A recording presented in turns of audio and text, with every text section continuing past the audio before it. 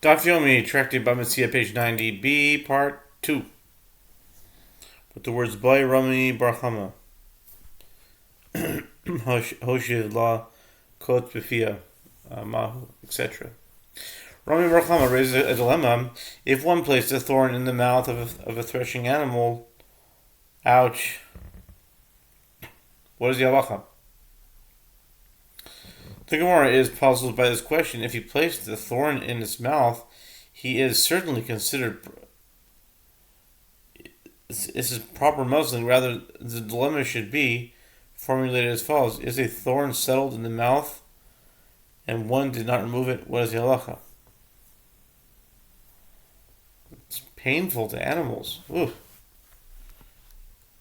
The Gemara poses a similar question.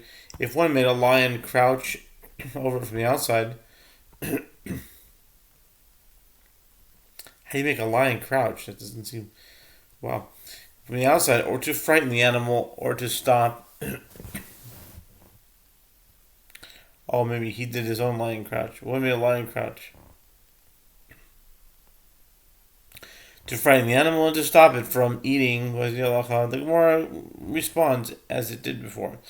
If he made the lion crouch over it, this is considered proper muzzling. Rather, if a lion was crouching over it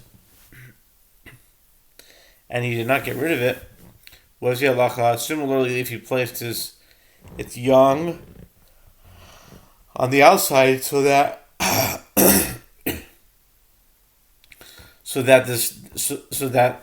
the animal looks toward its young and does not eat, was the halacha? Or if it was thirsty for water, was the halacha? If he spread a leather blanket for it over the produce it was threshing, so that the animal cannot see the food, was the halacha?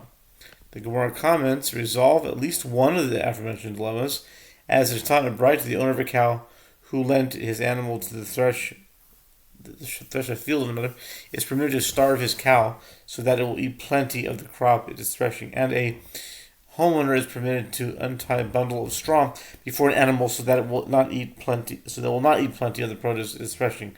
This is similar to spreading a blanket over the produce. The Gemara refutes this comparison.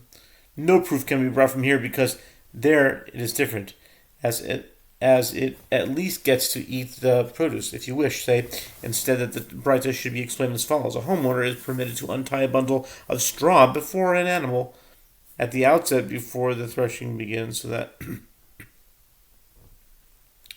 it will fill itself with straw beforehand and it will not eat plenty of the crop it is threshing. Rabbi Yonasan raises a dilemma before Rabbi Simai. If one muzzled the animal from the outside, in other words, before it began to thresh, what is the halacha? The Gemara clarifies the side of the dilemma. One can argue that the merciful one states an ox in its threshing, Deuteronomy 25:4, and this animal is not in its threshing, it was muzzled before it was taken to thresh. Or perhaps the merciful one states that one may not have the animal to thresh while it is muzzled. Rav Simai said to him, you can learn from your father's house. In other words, you can derive this halakha from the case of priests.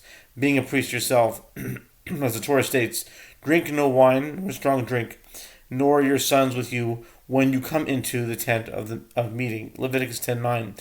Doesn't a straightforward reading of this verse lead to the conclusion that it is only when you come into the sanctuary that it is prohibited, whereas to drink wine and then enter is permitted?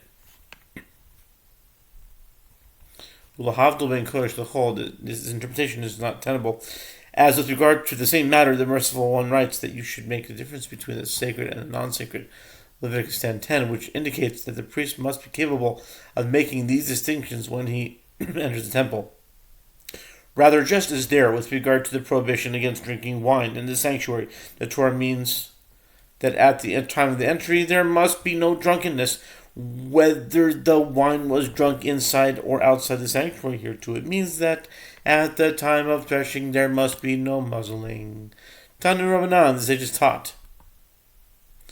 With regard to when a muzzle is a cow, that sometimes that someone else is using for threshing, and similarly one who plows.